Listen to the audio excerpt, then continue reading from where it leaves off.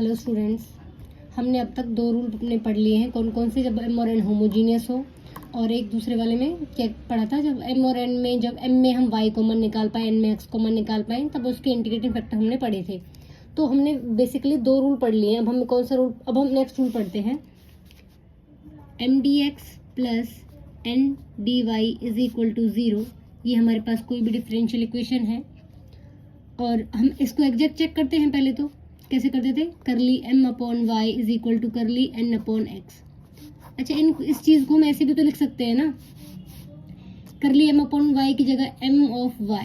इसका मतलब भी वही है, m का derivative with respect to y is equal of curly n upon x. ये भी सेम ही चीज़ है, दोनों चीज़ें सेम ही है बिल्कुल, मतलब ये ठीक है। तो अगर ये दोनों इक्वल हैं तो एग्जैक्ट होती है। और हमारे पास अब जो रूल है, नया रूल, वो क्या कहता है कि इंटीग्रेटिंग फैक्टर का m dx plus n dy is equal to 0 and the differential equation is 1 is not exact. Exact नहीं दे रखी है, तभी तो हम इंटीग्रेटिंग फैक्टर निकालेंगे ना। तो हम कैसे निकालेंगे? my ये इक्वल नहीं है, अगर एग्जैक्ट नहीं है तो उसका मतलब क्या है? my is not equal to nx। तो my माइनस nx ले आते इधर, my माइनस के nx अपॉन, अगर अपॉन n करने पे n का डेरिवेटिव किसके रेस्पेक्ट में गया था? x के रेस्पेक्ट में। रूल क्या है कि अगर हमारे पास इक्वेशन एग्जैक्ट नहीं है और ये वैल्यू निकालने पे my minus nx upon n निकालने पे ये फंक्शन ऑफ x का बनता है, सिर्फ और सिर्फ x का। fx किसका फंक्शन दे रखा है? x का बनता है। तो हमारे पास इंटीग्रेटिंग फैक्टर क्या होगा? e raise to the power, जो यहाँ फंक्शन आएगा उसका इंटीग्रेशन डॉट dx। ये रूल है इसका, ठीक है। ये इतना सा ही रूल है। दो रूल हम पढ़ चुके हैं, होमोजीनियस वाला, एक कॉमन वाला, और ये रूल नंबर है 3rd। अब एक एग्जांपल देख लेते हैं, ठीक है। तो एग्जांपल है 2 cos y square dx plus नहीं minus of x y sine y square dy is equal to 0।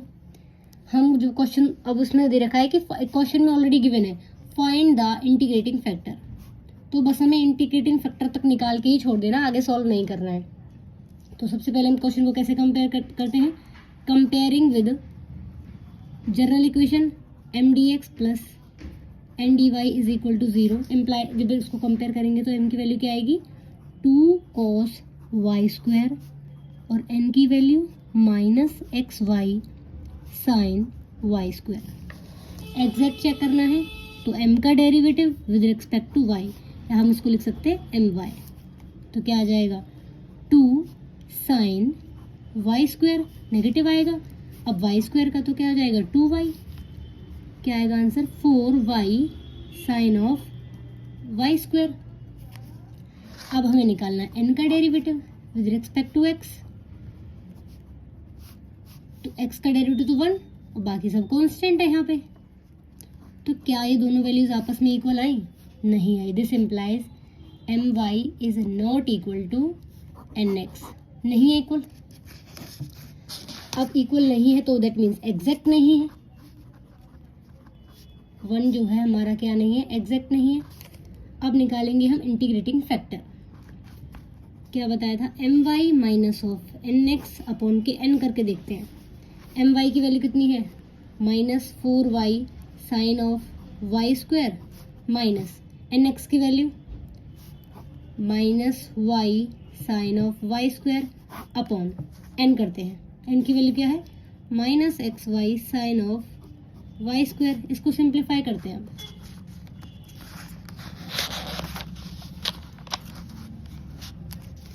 Minus minus plus 4y sine y square plus y sine y square upon minus of x y sine y square.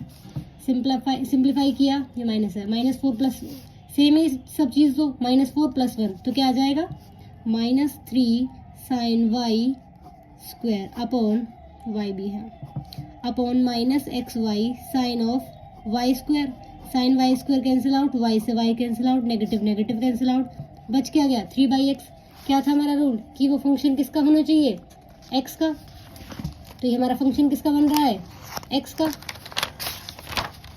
ठीक है, तो it is a function of x only, तो ये हमारे पास f x आ गया। Then integrating factor is equal e raise to the power f x dot d x, e raise to the power 3/x dot d x.